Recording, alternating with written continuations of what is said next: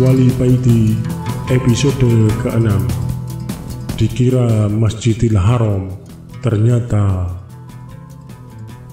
pemuda santri Thariqat ini hanya diam, tidak berani berkata banyak di depan Wali Paiti. Suasana jadi hening, hanya terdengar suara Wali Paiti yang menghisap rokoknya. "Monggo kopine Kang, dan ini rokoknya." Wali Paiti menawarkan kopi dan rokok di Samsunya. "Ya, terima kasih," jawab pemuda itu. Setelah menyeruput kopinya, pemuda ini mengeluarkan rokoknya dan menyalakannya. "Gimana kabarnya Mas Kiai Mursyid?" tanya Wali Paiti. "Alhamdulillah, baik-baik saja," jawab pemuda ini. "Nanti sehabis sholat Isya, kamu dzikir aja di musola sini. Kalau nanti kamu tiba-tiba berada di tempat yang asing, kamu bacalah la haula wala quwwata illa billah 3 kali," pesan Wali Paiti. "Ya Mas Paiti," jawab pemuda ini. Tidak lama kemudian terdengar suara azan berkumandang, menunjukkan kalau waktu sholat Isya telah tiba. Tampak 3 orang yang tadi sholat maghrib telah datang. Setelah berwudu, mereka bertiga masuk ke musola, menunggu Wali Paiti. Wali Paiti berdiri masuk ke dalam musola dan mempersilahkan pemuda Thariqat ini untuk mengimami sholat Isya. Tapi pemuda ini tidak mau. Wali Paiti akhirnya maju dan dimulailah sholat Isya berjamaah. Pemuda Thariqat ini sholat tepat di belakang Wali Paiti. Jadi pemuda ini dapat mendengar dengan jelas suara Wali Paiti. Tapi pemuda ini tidak mau mengulangi kesalahannya di waktu sholat maghrib tadi. Sambil membaca Fatihah, pemuda ini mulai mengajak hatinya berzikir Allah, Allah, Allah.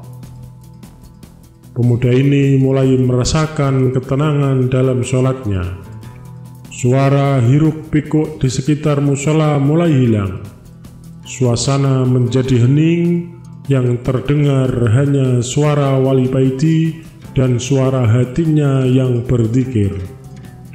Lama-kelamaan, suara Wali Paiti yang tadinya cemplang dan terdengar tidak bertajwid berubah menjadi sangat merdu dan sangat fasih. Suara dan bacaan Wali Paiti bagaikan suara dan bacaan Imam Masjidil Haram.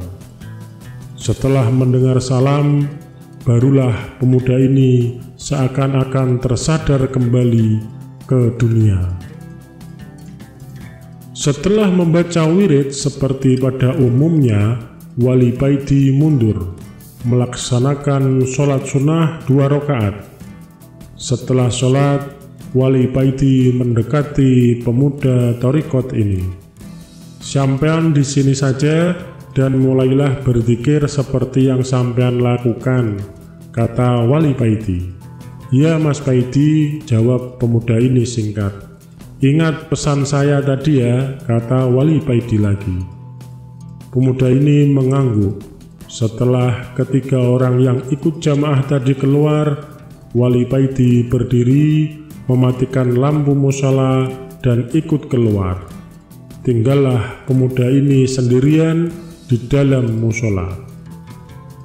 Pemuda Thariqat ini lalu duduk bersila dan memulai membaca Fatihah, tawasul kepada Kanjeng Nabi Muhammad, dan diteruskan tawasul kepada guru-gurunya. Setelahnya barulah pemuda ini mulai membaca wirid yang selama ini selalu istiqomah ia baca. Lama-kelamaan suasana mulai berubah. Angin yang tadinya menghembus sepoi-sepoi berubah menjadi kencang. Satu persatu benda-benda yang berada di dalam musola mulai hilang satu persatu.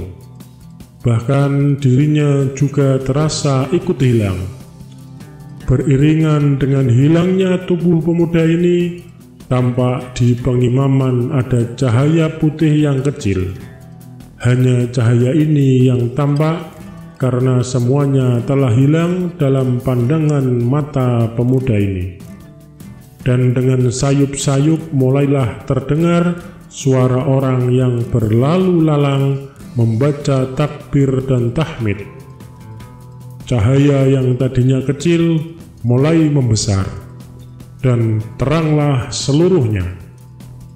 Dan tampaklah dengan jelas di depan pemuda ini bangunan segi empat yang tertutup kain hitam, yang sekelilingnya terlihat banyak orang yang berjalan mengitarinya. Masya Allah, ternyata pemuda ini telah berada di Makkah, di dalam Masjidil Haram. Pemuda ini membatin, benarkah aku ini sekarang berada di Masjidil Haram? Timbul keraguan di dalam hati pemuda ini. Dengan perlahan, dia meletakkan tangannya di atas marmer masjid. Ada sesuatu yang hangat yang mengalir ke tangannya. Ini marmer sungguhan, batin pemuda ini lagi. Lalu pemuda ini berdiri melihat lalu lalang orang-orang yang sedang bertawaf. Ratusan ribu orang berjubel jadi satu dengan pakaian putih, saling bersahutan memuji Allah. Pemuda ini lalu teringat dengan pesan Wali Paiti. Kemudian duduklah pemuda ini dan memulai membaca La haula wala quwata illa billah 3 kali. Ketika bacaannya sampai ke bacaan yang ketiga, datanglah angin yang sangat kencang. Bumi Makkah serasa bergoyang, seakan kena gempa, dan tanpa bisa dicegah, tubuh pemuda tarekat ini terguling-guling. Suasana menjadi gelap. Tubuhnya baru terhenti ketika menabrak sesuatu. Berangsur-angsur, suasana menjadi tenang kembali. Pemuda ini mulai membuka matanya. Betapa kagetnya dirinya. Ternyata dia sekarang berada di tumpukan sampah. Tempat yang tadinya dikira Masjidil Haram, ternyata tempat pembuangan sampah. Sekian, wassalamualaikum warahmatullahi wabarakatuh.